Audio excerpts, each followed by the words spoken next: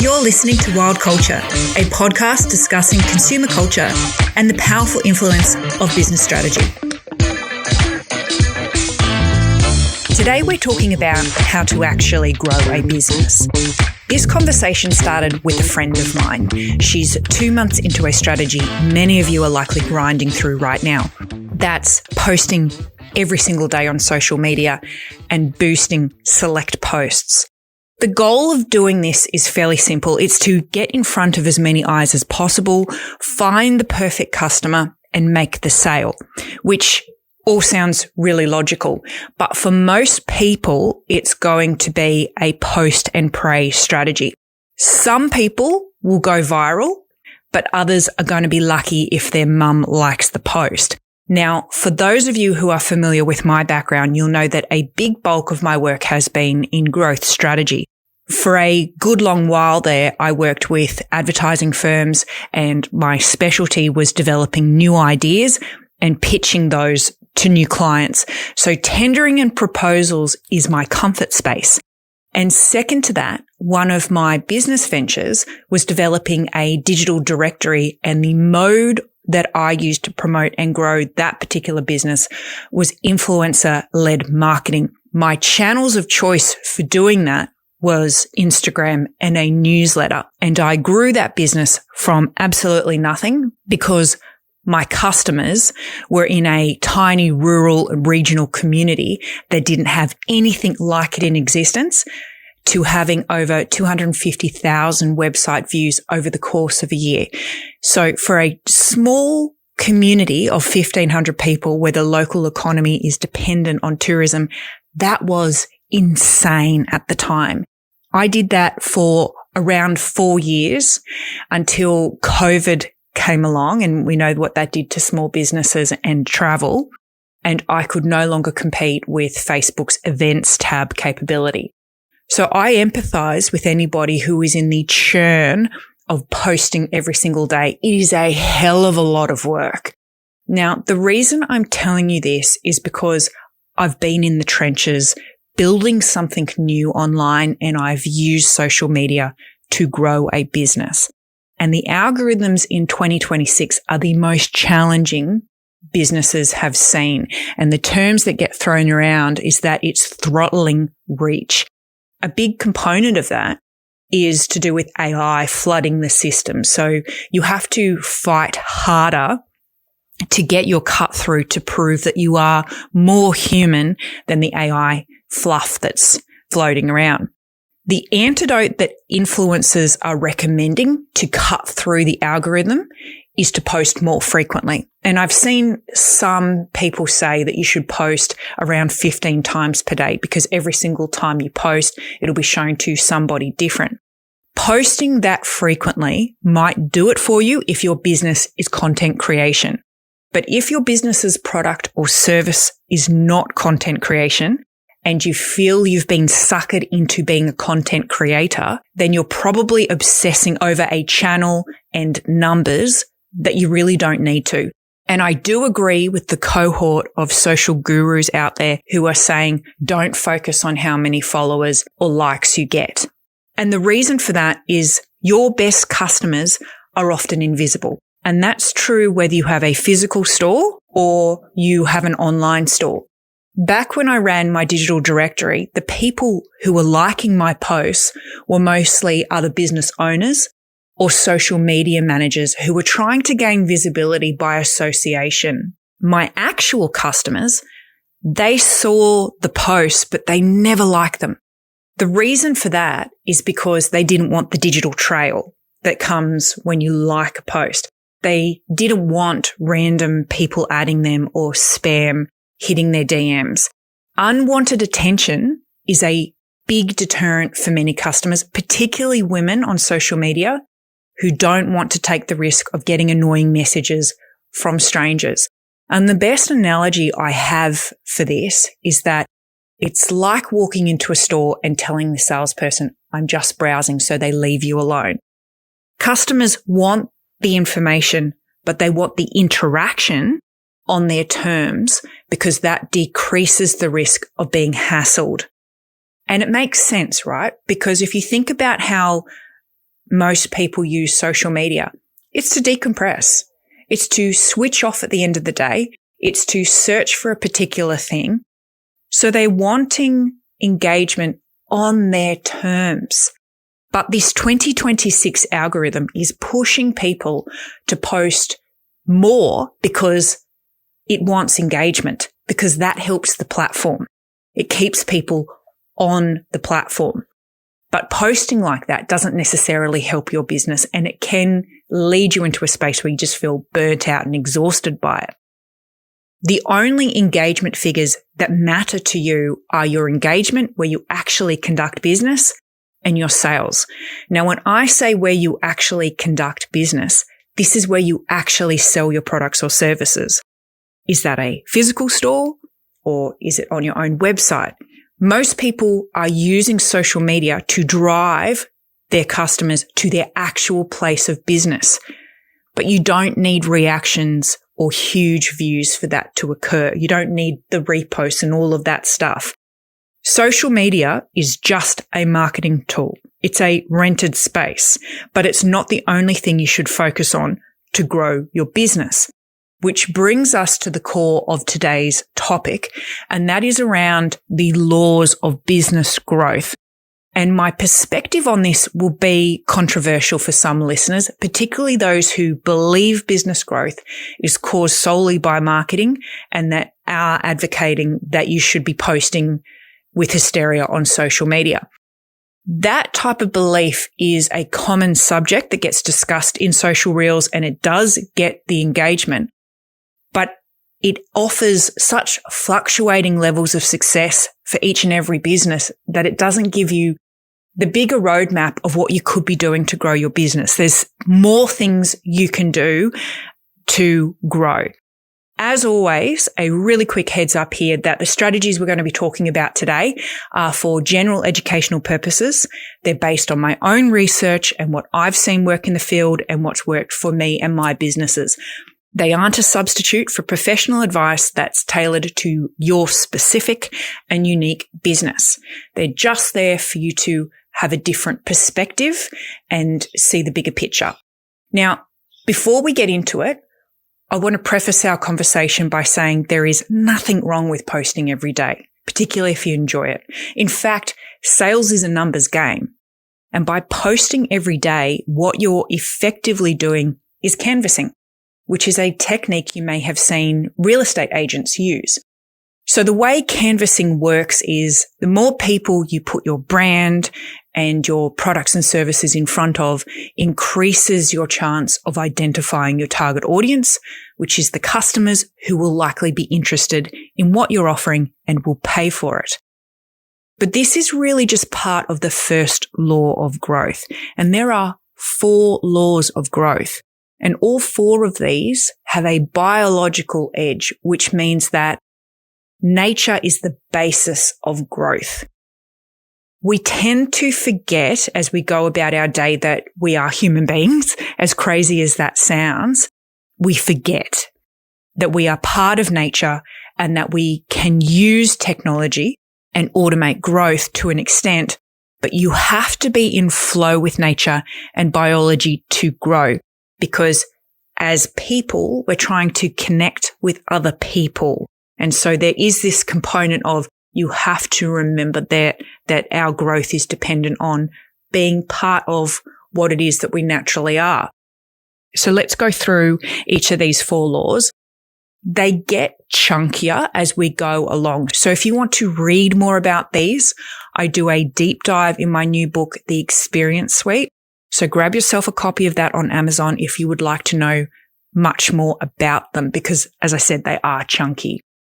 Law 1 is growth is selected by the customer and the market.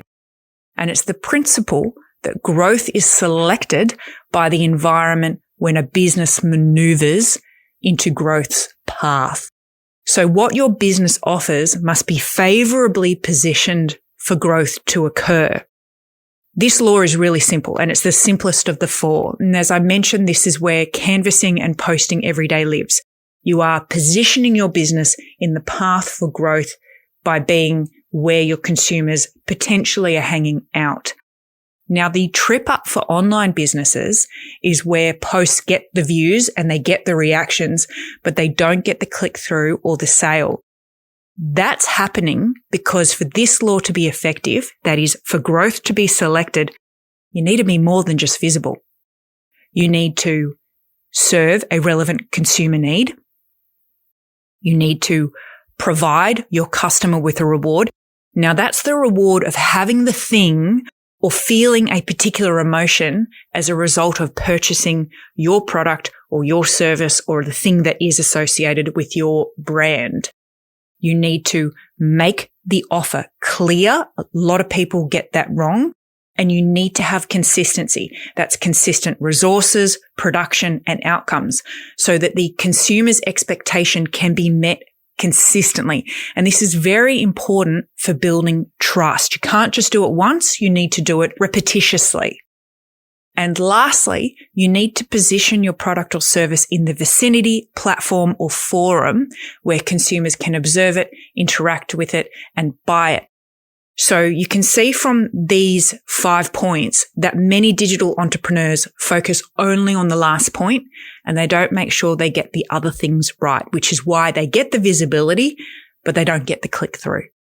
And it's really important to get all of these points right before you go and invest in boosting a post on social media, because that's going to lead you to potentially a sloppy investment that doesn't actually give you that return on investment because you haven't done all of the work that you need to get your offering right.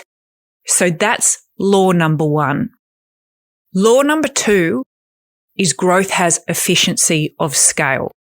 So as a business grows, as its scale increases, as it gets bigger, it requires less energy from you and your customer. So this comes back to biology. And if you want to know more about it, I've written about it in my book. So to put this in an example, when a customer engages with your brand for the first time, the demand on their cognitive load is really high because the customer has new information to take in. They have new comparative analysis that they have to do to make sure that it's right for them, which is very stimulating to their senses, and it requires their intense focus and mental energy to do. But as the customer's exposure and interactions with your brand increases, the experience becomes habitual. It becomes an automatic habit to buy from you. So if you think about buying milk, you don't really think about the brand that you're going to buy. You don't really have to think about how frequently you're going to buy it or how you're going to use it. You just know what you're doing because you've done it so many times. This law means that your customer's 10th purchase requires far less buying energy than their first. It is an economy of scale. If you think about this from your perspective as a business owner, you become so familiar with the repetition and the pattern of tasks that you need to do every day that you get into a rhythm and flow. As a result, the things that once required an awful lot of mental work from you become easier. You don't really think about them so much. They're just things that you do of a day. So that's law number 2. That brings us to law number 3, which is the structure of believability. This is the principle where whatever you lead your customer to believe must be supported by the reality of what you offer. So law 3 is the bullshit detector. Imagine here, for example, that you book a tour around the Great Barrier Reef. In the 48 hours that you need to wait before you take the tour because you booked early, your anticipation grows. You get excited about what you're going to see. So the volume of your expectation expands, gets bigger, and the pool of the promise that was made to you at the booking office increases. Now, if what was promised on all of the signage in the tour booking office aligns with your expectation, then the structure holds up to the promise and the experience turns into, a lifelong memory. But if you go out on the reef, you don't see any fish, it's terrible, they don't feed you, all the things that they said they were going to do, didn't happen, and you discovered that your guide overpromised and underdelivered, that whole belief, all that expectation that was building, it collapses. It just turns to shit because the expectation as it was allowed to build was too heavy for the actual reality of it to support. So it's a big one. That's law number 3. Law 4 is the most complex, if you can believe that it gets more complex than law 3. And very often it's the one where a lot of leadership errors occur. Law 4 is that growth has fractal branching. Big words, so you can see how we've come from posting on social media to talking about fractal branching as a law of growth. It's quite a big divide, isn't it? So what is fractal branching? Fractal branching is a space-filling, self-similar pattern that helps an organism grow. So I'll give you a simple visual so that you can see how this works. Our vascular system in our body is an example of fractal branching. And the vascular system has the job of moving nutrients around our body so that each and every part of our body can receive the nutrients it needs to grow. That's the job of a fractal branch. So if we bring this back to business, what this law of growth means is that the brand experience gets distributed through branched flows. Those branches contain the brand values, the culture, the information, the brand ethos. All of that gets communicated from the CEO through to the employees and suppliers and onto the customer. So this is the law where the adage, happy employees make happy customers, comes from. So what is flowing in the business system simply creates more of itself in its own likeness, which means that if what's traveling through your fractal branching in your business is a crappy culture, that's what's going to hit your customer. That's what your suppliers are going to think about interacting with your business. So it's a big part of procurement and the providers that you're attracting to your business and what your brand is notarized as standing for is determined by this particular law. So how do you put this law into effect?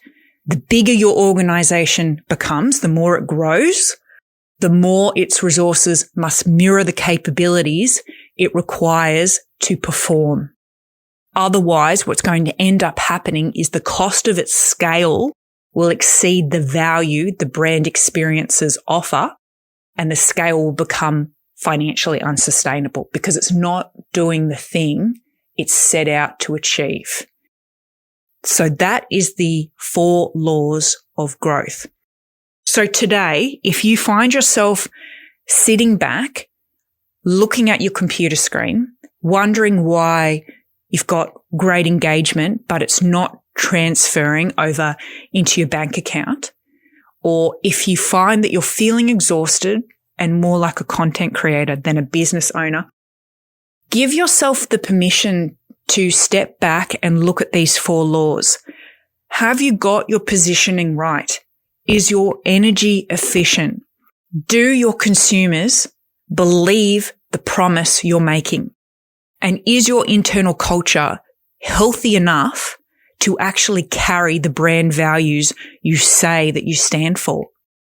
It's a lot more to think about than just posting on social media. You really need to examine what you are doing as a business, what you are offering, and the broader complexity and bigger picture, because posting is just one small aspect. And as I said, it's one small aspect of Law 1. So that's it for this week's episode of Wild Culture. Till next time. Thanks for listening in to Wild Culture. If you found value in our conversation today, please make sure you follow or subscribe to the show wherever you listen. Taking a moment to leave us a quick rating or review is the best way you can help other curious strategists and passionate spenders find us as well. Bye for now.